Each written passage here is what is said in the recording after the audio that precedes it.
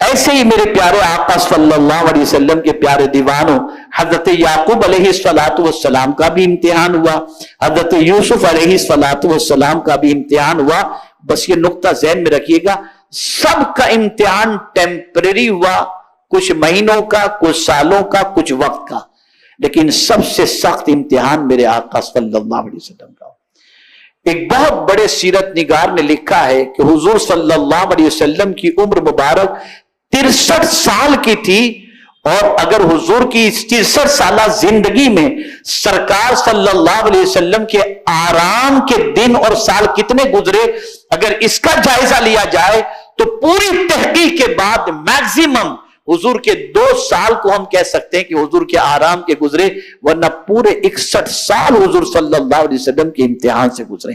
خود حضور صلی اللہ تعالی علیہ وسلم نے امتحان کے حوالے سے جب پوچھا گیا کہ یا رسول اللہ صلی اللہ تعالی علیہ وسلم سب سے سخت ترین امتحان کس کا ہوتا ہے، تو آقا کریم صلی اللہ علیہ وسلم نے ارشاد فرمایا انبیاء کرام علیہم السلام کا امتحان سب سے سخت ہوتا ہے، اور اس کے بعد جو بھی انبیاء کے راستے پر چلے گا اللہ اس کا بھی امتحان اس کے دینی اسٹیٹس کے مطابق لے گا، جتنا دین میں وہ مضبوط ہوگا اتنا ہی اس کا امتحان بھی سخت ہوگا۔ یہ حضور صلی اللہ علیہ وسلم کا فرمان ہے۔ اب میں تھوڑا سا سمجھا دوں، جو امتحان کو اور آزمائش کو یہ تصور کرتے ہیں کہ پتہ نہیں اللہ عز و جل ہمارے ساتھ اس طریقے سے معاذ اللہ جو کہتے ہیں یہ کیوں کرتا ہے، تو میں بخاری و مسلم کی 2-3 حدیث آپ کو سنا دوں جس سے کبھی اللہ نہ کرے کسی امتحان میں مال کی تنگی ہے، اولاد کی بیماری ہے، تنگ دستی کا معاملہ ہے، بہت ساری پریشانیاں، جسم کی بیماریاں ہیں، یہ سب آئے، اللہ نہ کرے اگر زندگی میں لکھی اور یہ چیزیں آ گئیں تو اس وقت حضور کے اس ارشاد کو اپنے پیش نظر رکھنا۔ جب اس ارشاد کو پیش نظر رکھو گے تو مصیبتیں بھی آپ کو نعمت نظر آئیں گی۔ آئیے میں آپ کو سناؤں، حضرت ابی سعید خدری رضی اللہ تعالیٰ عنہ سے روایت ہے، یہ بخاری اور مسلم کی حدیث ہے، ٹاپ لیول کی متفق علیہ حدیث۔ یہ حدیث بخاری شریف میں بھی ہے اور یہ حدیث مسلم شریف میں بھی ہے۔ حضرت ابو سعید خدری رضی اللہ تعالیٰ عنہ روایت کرتے ہیں کہ حضور صلی اللہ علیہ وسلم نے فرمایا کہ مسلمان کو کوئی رنج، کوئی دکھ، کوئی فکر، کوئی تکلیف، کوئی اذیت اور کوئی غم نہیں پہنچتا یہاں تک کہ کانٹا جو اسے چوبھے، مگر اللہ تعالیٰ اس کے سبب سے اس کے گناہوں کو معاف فرما دیتا ہے۔ یعنی جو غم پہنچتا ہے، جو تکلیف پہنچتی ہے، اللہ تعالیٰ اس کے عوض کے اندر گناہوں کو معاف فرما دیتا ہے۔ اب یہ حدیث جو سنانے جا رہا ہوں، اس حدیث کو سننے کے بعد یقیناً مصیبتوں میں گرفتار لوگ اپنی قسمت پر ناز کریں گے۔ یہ بھی بخاری شریف کی حدیث ہے۔ آقا کریم صلی اللہ علیہ وسلم فرماتے عن ابی ہریرہ رضی اللہ تعالی عنہ قال قال رسول اللہ صلی اللہ علیہ وسلم من یرید اللہ بہ خیرا یصب منہ، اللہ تعالیٰ جس کے ساتھ بھلائی کا ارادہ فرماتا ہے اسے آزمائش میں مبتلا کر دیتا ہے۔ یعنی اگر آزمائش ہو رہی ہے، امتحان ہو رہا ہے، تکلیفیں آ رہی ہیں، تو بس یہ سمجھ لینا کہ اللہ نے ہم سے بھلائی کا ارادہ فرما لیا ہے، بھلائی کا ارادہ۔ میرے پیارے آقا صلی اللہ تعالی علیہ وسلم کے پیارے دیوانوں، آپ اور ہم کبھی بخار میں گرفتار ہوتے ہیں، سر درد میں گرفتار ہوتے ہیں اور پریشانیوں میں گرفتار ہوتے ہیں، تو دیکھیں حضور صلی اللہ علیہ وسلم کیا ارشاد فرماتے ہیں۔ یہ بھی بخاری و مسلم کی حدیث ہے۔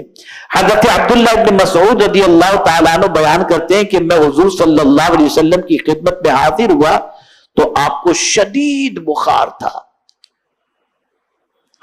میں نے جسم مبارک کو ہاتھ لگاتے ہوئے عرض کیا یا رسول اللہ صلی اللہ علیہ وسلم آپ کو تو بہت سخت بخار ہے، تو سرکار صلی اللہ علیہ وسلم نے فرمایا مجھے اتنا بخار ہوتا ہے جتنا تم میں سے 2 آدمیوں کو ہوتا ہے۔ जितना तुम में से 2 आदमियों को बुखार होता है ना, मुझे उतना बुखार होता है। तो मैंने अर्ज किया इसलिए कि आपको अज्र भी अल्लाह दुगना मिल देता है। आपने फरमाया हाँ। अब सुनिए हुजूर ने क्या फरमाया।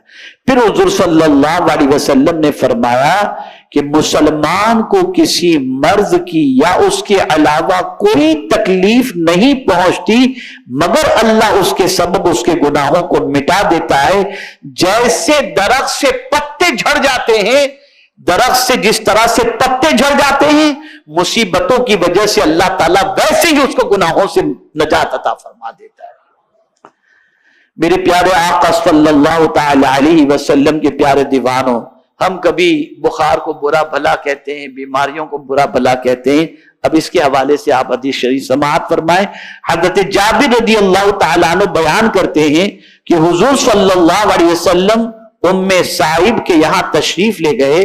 आपने उनसे पूछा क्या बात है कि तुम कपकपा रही हो? उन्होंने कहा बुखार की वजह से अल्लाह इसमें बरकत न दे, यानी उन्होंने बुखार को बुरा कहा कि अल्लाह बुखार में बरकत न दे, मैं बुखार की वजह से कपकपा रही हूं। तो हुजूर सल्लल्लाहु अलैहि वसल्लम ने क्या फरमाया? इरशाद फरमाया बुखार को बुरा न कहो, बुखार को बुरा न कहो, बुखार गुनाहों को इस तरह से ले जाता है जिस तरह भट्टी लोहे के मैल को दूर कर दिया करती है। मेरे प्यारे आका सल्लल्लाहु ताला अलैहि वसल्लम के प्यारे दीवानों, यहां से ये बात समझ में आई कि इब्तिला हो या आजमाइश, जितना इंसान दीन में जितना सख्त होगा और अल्लाह और उसके रसूल के रास्ते पर जितना ज्यादा चलेगा, हुजूर सल्लल्लाहु अलैहि वसल्लम फरमाते हैं उसका इम्तिहान उतना ही सख्त होगा। और जब वो उस इम्तिहान के अंदर न दामने तौहीद छोड़े, न परवरदिगार की रहमत के दामन को छोड़े, न रसूल आजम सल्लल्लाहु अलैहि वसल्लम के दामन रहमत को छोड़े और साबित कदमी का मुजाहरा करे, तो फिर अल्लाह ताला उसे मकाम और मर्तबा भी अता फरमाता है और परवरदिगार जल्ल जलालहू उसके गुनाहों को मिटा भी देता है। बस एक हदीस शरीफ और अर्ज कर दूं, हालांकि मौजू बड़ा तवील है, जैसा कि अब मैं अर्ज कर दूं, ये हदीस शरीफ आप सुन लें ताकि आपको थोड़ा सा इत्मीनान जो है ये नसीब हो जाएगा। इब्ने माजा की हदीस है। हजरत साद रदियल्लाहु ताला अन्हु ने बयान किया कि हुजूर सल्लल्लाहु अलैहि वसल्लम से सवाल किया गया कौन लोग सख्त बलाओं में मुब्तला होते हैं? तो हुजूर सल्लल्लाहु अलैहि वसल्लम ने फरमाया सबसे पहले अंबिया, फिर उनसे जो करीब हैं, फिर उनके बाद जो अफजल हैं। आदमी अपने दीन के मुताबिक आजमाया जाता है। अगर दीन में सख्त है तो बला भी सख्त होगी, और अगर दीन में कमजोर है तो उस पर आसानी की जाती है। यानी अगर इम्तिहान न हो तो गोया दीन में कमजोरी की अलामत है। ये दीन में कमजोरी की अलामत है। यही सिलसिला हमेशा रहता है, यहां तक कि वो जमीन पर यूं चलता है कि उस पर कोई गुनाह नहीं रहता। यानी एक बंदा जो इब्तिला में गिरफ्तार हुआ, परेशानी में गिरफ्तार हुआ, और इन्हीं परेशानियों के साथ वो जमीन पर चलता रहता है, लेकिन उन परेशानियों से अल्लाह उसके गुनाहों को माफ फरमा देता है, उसकी खताओं को दरगुजर फरमाता है। अब आखिरी हदीस समाअत फरमाए। अल्लाह ने एक बंदे की तकदीर के अंदर, यानी किसी बंदे की तकदीर के अंदर बहुत ऊंचा मर्तबा लिखा है, बहुत ऊंचा मर्तबा, लेकिन उसकी कोई इबादत ऐसी नहीं होती जिसके जरिए वो उस ऊंचे मर्तबे तक पहुंच सके। कोई ऐसी इबादत उसकी नहीं होती। वो इतनी इबादत करता है जिससे वो मकाम तो हासिल नहीं हो सकता। तो हदीस शरीफ है मेरे आका सल्लल्लाहु अलैहि वसल्लम का इरशाद है, फिर अल्लाह उसे इम्तिहान में गिरफ्तार करता है, रंज में गिरफ्तार, गम में गिरफ्तार। तो जब रंज और गम में अल्लाह उसे गिरफ्तार करता है और उस गिरफ्तार होने के बाद वो अल्लाह के शिकवे की बजाय सब्र करता है, तो अल्लाह ताला वो मकाम उसे अता फरमा देता है। तो मेरे प्यारे आका सल्लल्लाहु अलैहि वसल्लम के प्यारे दीवानों, हजरत इब्राहिम अलैहिस्सलाम को हुक्म मिलना बेटे की गर्दन पर छुरी चलाने का, حضرت ابراہیم علیہ السلام کو بے آب و گیا وادی میں بیٹے اور بیوی کو چھوڑ کر جانے کا حکم ملنا، نار نمرود کے اندر حضرت ابراہیم علیہ السلام کو لے جانے کا حکم ملنا، ڈالنے کا امتحان ہونا، یہ ساری چیزوں سے ہم کو یہ سمجھنا ہے کہ چونکہ مرتبہ بہت بڑا حضرت ابراہیم علیہ السلام کا، اس لیے اللہ نے ان کا امتحان بھی اسی طریقے سے لیا۔